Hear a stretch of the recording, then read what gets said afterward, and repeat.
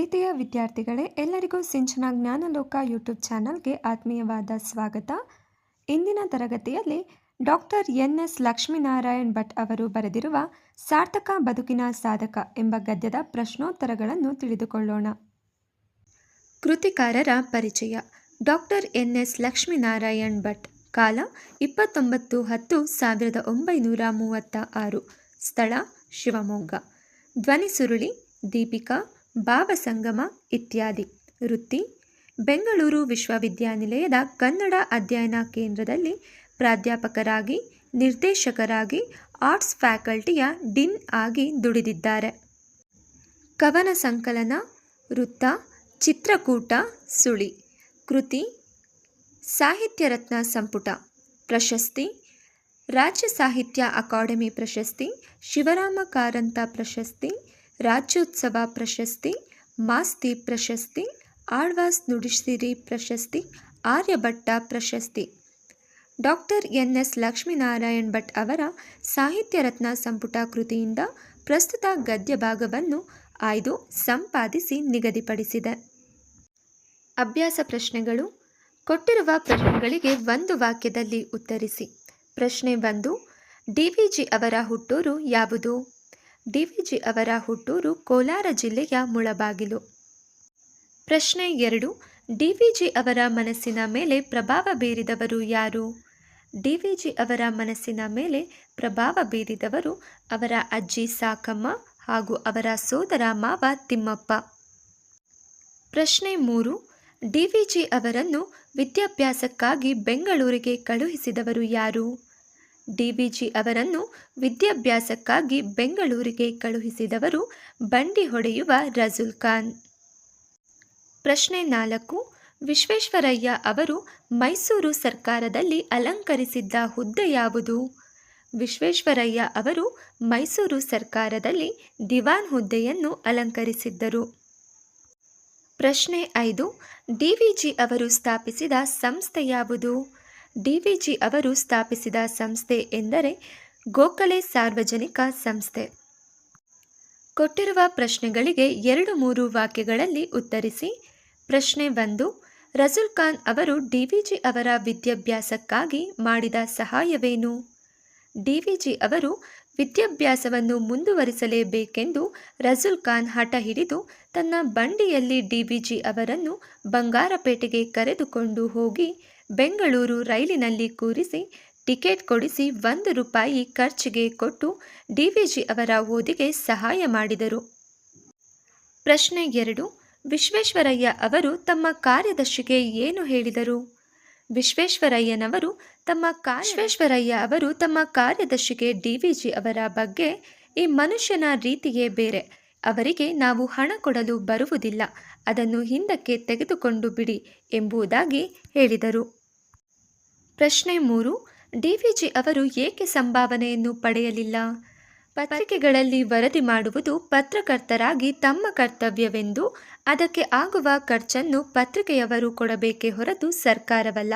ಇಷ್ಟೇ ಅಲ್ಲ, ವಿಶ್ವೇಶ್ವರಯ್ಯರೊಡನೆ ವ್ಯವಹರಿಸುವುದು ಒಂದು ಹೆಮ್ಮೆಯ ವಿಷಯ, ಇದಕ್ಕೆ ಸಂಭಾವನೆ ಖಂಡಿತ ತೆಗೆದುಕೊಳ್ಳಬಾರದೆಂದು ಹೇಳಿ ಡಿ.ವಿ.ಜಿಯವರು ಸಂಭಾವನೆ ಪಡೆಯಲಿಲ್ಲ.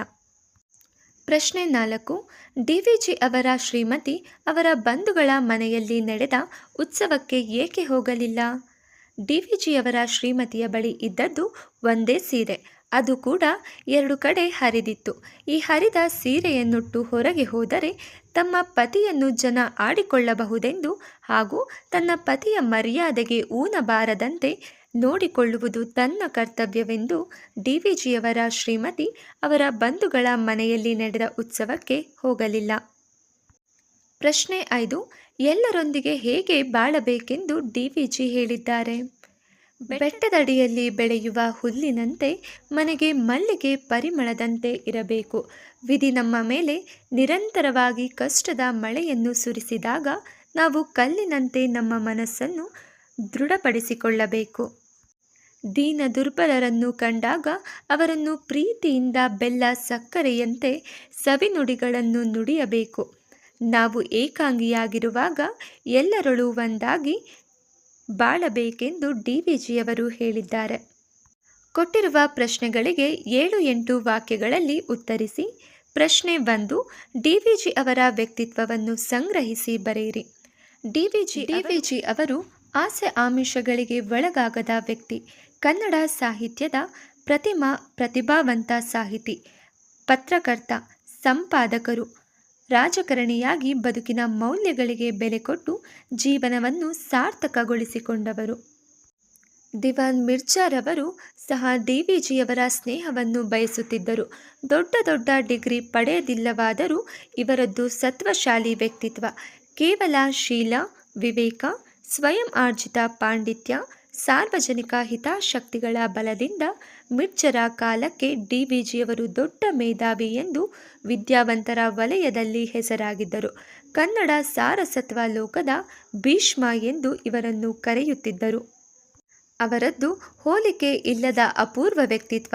ಇತರ ಸಾಹಿತಿಗಳಂತೆ ಇವರು ಸಾಹಿತಿ ಮಾತ್ರವಾಗಿರಲಿಲ್ಲ, ಹೆಸರಾಂತ ಪತ್ರಕರ್ತರಾಗಿದ್ದರು, ಹಿರಿಯ ವೇದಾಂತಿಯಾಗಿದ್ದರು, ರಾಜ್ಯಶಾಸ್ತ್ರದಲ್ಲಿ ಆಳವಾದ ತಿಳುವಳಿಕೆಯನ್ನು ಹೊಂದಿದ್ದರು. ಲೌಕಿಕ ಆಸೆ ಆಮಿಷಗಳಿಗೆ ಒಳಗಾಗದೆ ಮೇರು ವ್ಯಕ್ತಿತ್ವದ ಆದರ್ಶ ವ್ಯಕ್ತಿಯಾಗಿ ಬಾಳಿ ಬದುಕಿದವರು. ತನಗಾಗಿ ಆಸ್ತಿ ಹಣ ಗಳಿಸದೆ ಸದಾ ಸಮಾಜಮುಖಿಯಾಗಿ ಆದರ್ಶ ರಾಷ್ಟ್ರ ನಿರ್ಮಾಣಕ್ಕಾಗಿ ದಣಿಯದೆ ದುಡಿದವರು. ಪ್ರಶ್ನೆ 2.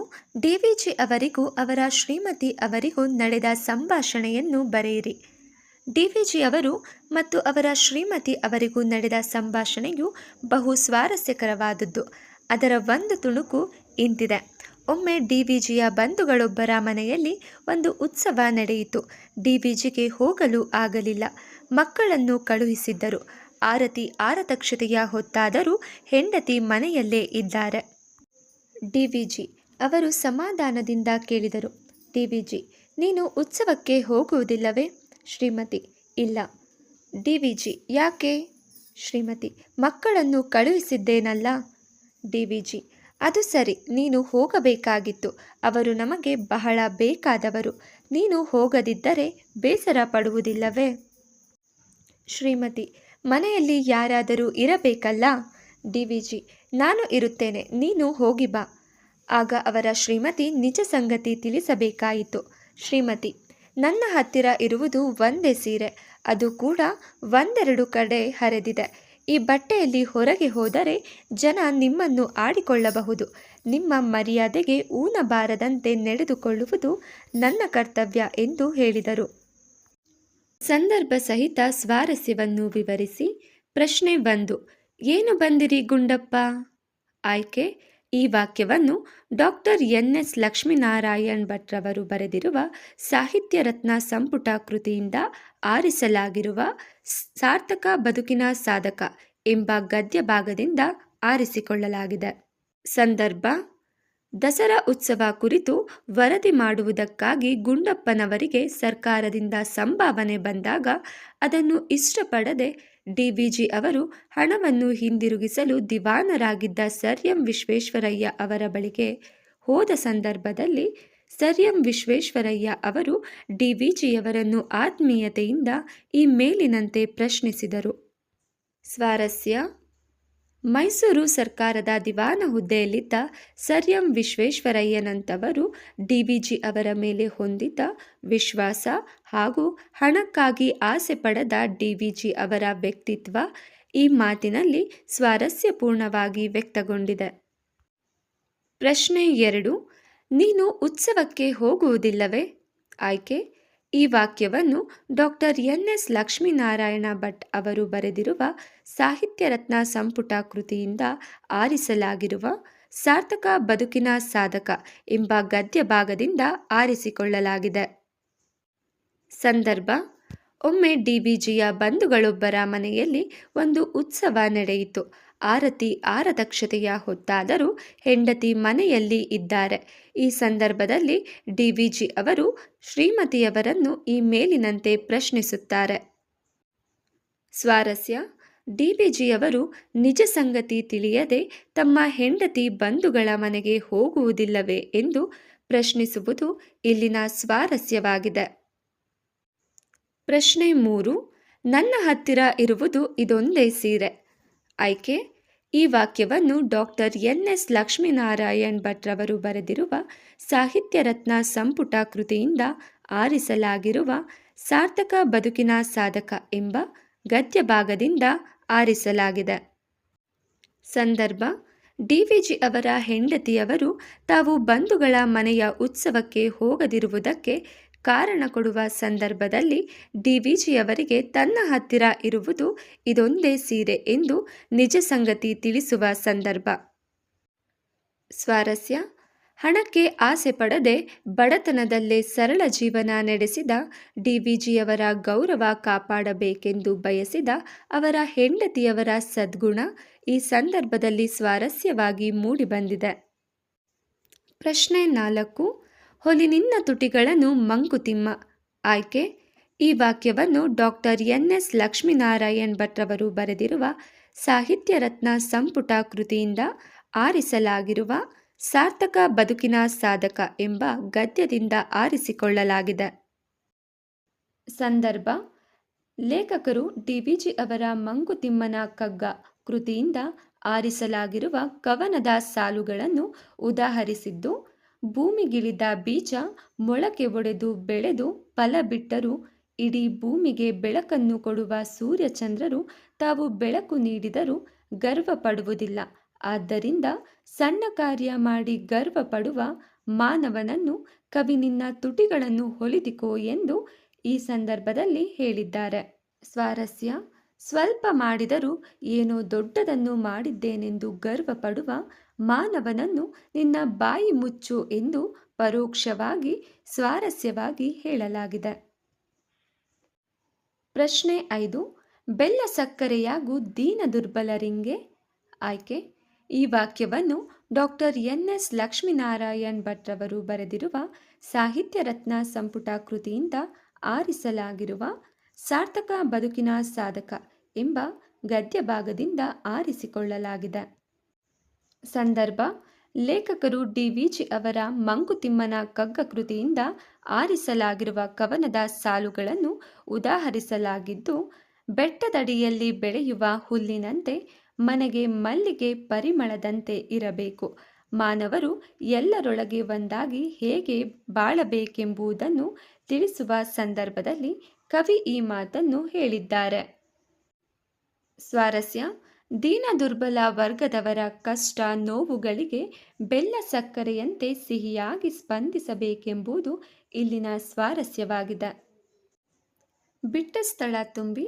ಪ್ರಶ್ನೆ 1. ಮೈಸೂರು ರಾಜ್ಯದ ಪರಮೋಚ್ಚ ಅಧಿಕಾರ ಹಿಡಿದವರು ಡ್ಯಾಶ್. ಉತ್ತರ: ಮಿರ್ಜಾ ಸಾಹೇಬ. ಪ್ರಶ್ನೆ 2. ಮಿರ್ಜಾ ಅವರ ಕಾಲಕ್ಕೆ ಡಿ.ವಿ.ಜಿ. ದೊಡ್ಡ ಡ್ಯಾಶ್ ಎಂದು ವಿದ್ಯಾವಂತರ ವಲಯದಲ್ಲಿ ಹೆಸರಾಗಿದ್ದರು. ಉತ್ತರ: ಮೇಧಾವಿ. ಪ್ರಶ್ನೆ 3. ಮುಳಬಾಗಿಲು ಡ್ಯಾಶ್ ಜಿಲ್ಲೆಗೆ ಸೇರಿದೆ. ಉತ್ತರ: ಕೋಲಾರ. ಪ್ರಶ್ನೆ 4. ಡಿ.ವಿ.ಜಿ. ಅವರು ಮುಳಬಾಗಿಲಿನ ಡ್ಯಾಶ್ ಶಾಲೆಯಲ್ಲಿ ಲೋಯರ್ ಸೆಕೆಂಡರಿ ಪೂರ್ಣಗೊಳಿಸಿದರು. ಉತ್ತರ: ಆಂಗ್ಲೋ ವರ್ನಿಕ್ಯುಲರ್. ಪ್ರಶ್ನೆ 5. ಡಿ.ವಿ.ಜಿ. ಅವರು ಕನ್ನಡ ಸಾರಸ್ವತ ಲೋಕದ ಡ್ಯಾಶ್ ಎಂದು ಕರೆಸಿಕೊಂಡರು. ಉತ್ತರ: ಭೀಷ್ಮ.